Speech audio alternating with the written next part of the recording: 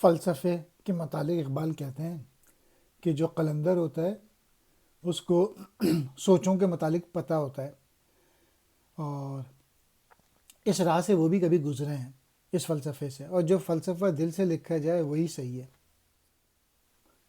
افکار جوانوں کے خفی ہوں کہ جلی ہوں، پوشیدہ نہیں مرد قلندر کی نظر سے۔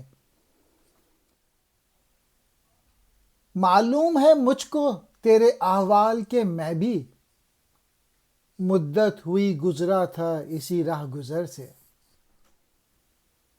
الفاظ کے پیچوں میں الجھتے نہیں دانا، غواص کو مطلب ہے صدف سے کہ گوہر سے۔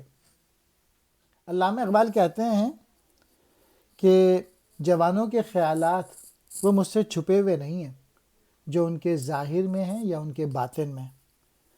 اور اے فلسفے کے مارے نوجوان، میں بھی کبھی اسی راستے سے گزرا تھا جس میں تو اتر رہا ہے، اور یہ حقیقت مجھ کو ہی پتہ چلی کہ فلسفہ کسی چیز کا حل نہیں، یہ حقیقت تک رسائی فلسفے کے ذریعے نہیں ہو سکتی۔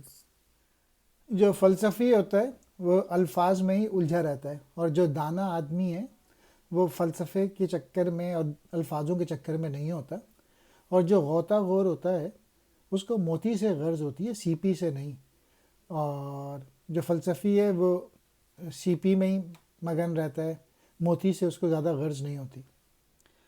فلسفہ کہتے ہیں گہری بات کو، افکار کہتے ہیں فکر کی جمع سوچیں، خفی کہتے ہیں چھپے ہوئے، جلی کہتے ہیں روشن یا واضح، پوشیدہ کہتے ہیں چھپے ہوئے، قلندر کہتے ہیں اللہ کے عشق میں خود کو فنا کرنے والا، احوال حالات، راہ گزر راستہ، پیچوں الجھنوں، الجھتے پھنستے، دانا کہتے ہیں عقل مند، غواص غوطہ لگانے والا، صدف کہتے ہیں سیب کو، گوہر کہتے ہیں موتی۔